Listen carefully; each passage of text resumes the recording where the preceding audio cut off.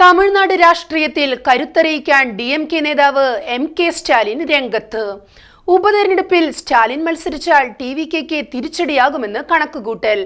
DMK-CPM ബന്ധത്തിലും ഭിന്നത ശക്തമാകുന്നു. പിണറായിയെ വിമർശിച്ച് DMK പത്രം മുരശ്ശൊലിയിൽ ലേഖനം.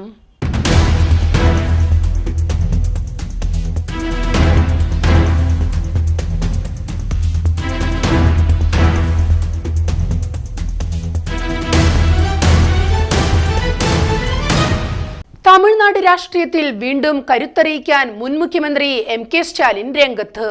TVK നേതാവ് വിജയുടെ പടയോട്ടത്തിൽ പതറിയ DMKക്ക് പുതുജീവൻ പകരാനുള്ള കഠിനാധ്വാനത്തിലാണ് പാർട്ടി അധ്യക്ഷൻ കൂടിയായ MK സ്റ്റാലിൻ. മുഖ്യമന്ത്രി സ്റ്റാലിൻ രാജിവെച്ചതിനാൽ തിരുച്ചി ഈസ്റ്റ് മണ്ഡലത്തിൽ ഉപതെരഞ്ഞെടുപ്പ് വൈകാതെയുണ്ടാകും. അവിടെ MK സ്റ്റാലിൻ DMK സ്ഥാനാർത്ഥിയായി മത്സരിക്കുമെന്ന വിവരങ്ങളാണ് ഇപ്പോൾ പുറത്തുവരുന്നത്. നേരത്തെ നടന്ന തെരഞ്ഞെടുപ്പിൽ മികച്ച വിജയമാണ് TVKക്ക് ലഭിച്ചത്. ശക്തമായ ത്രികോണ മത്സരത്തിനൊടുവിൽ 27,416 വോട്ട് ഭൂരിപക്ഷത്തിലാണ് TVK സ്ഥാനാർത്ഥി വിജയ് ഇവിടെ നിന്നും വിജയിച്ചത്. DMK നേതാവും സിറ്റിംഗ് MLAയുമായ ഇനിഗോ എസ് ഇരുദയരാജിനെയാണ് അന്ന് വിജയ് പരാജയപ്പെടുത്തിയത്. പോരാട്ടത്തിൽ നഷ്ടമായ സിറ്റിംഗ് മണ്ഡലം തിരിച്ചുപിടിച്ച് തമിഴ്നാട് നിയമസഭയിൽ തിരിച്ചെത്താനുള്ള വെല്ലുവിളിയാണ് ഇപ്പോൾ MK സ്റ്റാലിൻ ഏറ്റെടുത്തിരിക്കുന്നത്. നിയമസഭാ തെരഞ്ഞെടുപ്പിൽ തന്റെ പരമ്പരാഗത മണ്ഡലമായ കൊളത്തൂരിൽ നിന്ന് 8,000-ഓളം വോട്ടുകൾക്ക് ഇത്തവണ സ്റ്റാലിൻ പരാജയപ്പെട്ടിരുന്നു. അതുകൊണ്ട് തന്നെ അദ്ദേഹത്തെ വീണ്ടും നിയമസഭയിൽ എത്തിക്കുന്നതിനൊപ്പം TVKയുമായുള്ള മത്സരം കടുപ്പിക്കുകയാണ് DMK ലക്ഷ്യം വെക്കുന്നത്. സ്റ്റാലിൻ മത്സരിക്കണമെന്ന ആവശ്യം DMK നേതാക്കൾ ഉയർത്തുന്നുണ്ട്. നേരത്തെ പുതുക്കോട്ടയിൽ നടന്ന പൊതുയോഗത്തിൽ സ്റ്റാലിൻ ഉടൻ തന്നെ നിയമസഭയിൽ തിരിച്ചെത്തുമെന്ന് മുതിർന്ന DMK നേതാവ് KN നെഹ്റു പറഞ്ഞിരുന്നു. നിയമസഭയിൽ സ്റ്റാലിന്റെ അഭാവത്തെ മുഖ്യമന്ത്രി വിജയ് പരിഹസിച്ചതിനെ തുടർന്നായിരുന്നു നെഹ്റുവിന്റെ പ്രതികരണം. അതേസമയം താൻ സഭയിലില്ലെങ്കിലും ജനങ്ങളുടെ ഹൃദയത്തിലുണ്ടെന്നും ജനങ്ങൾ എവിടെ അന്വേഷിച്ചാലും അവിടെ താൻ ഉണ്ടാകുമെന്നുമായിരുന്നു നെഹ്റുവിന്റെ പരാമർശങ്ങളോട് സ്റ്റാലിൻ അന്ന് പ്രതികരിച്ചത്. മുൻ DMK മന്ത്രി അൻബിൽ മഹേഷിന്റെ പേരായിരുന്നു ആദ്യം മണ്ഡലത്തിലേക്ക് പരിഗണിച്ചിരുന്നത്.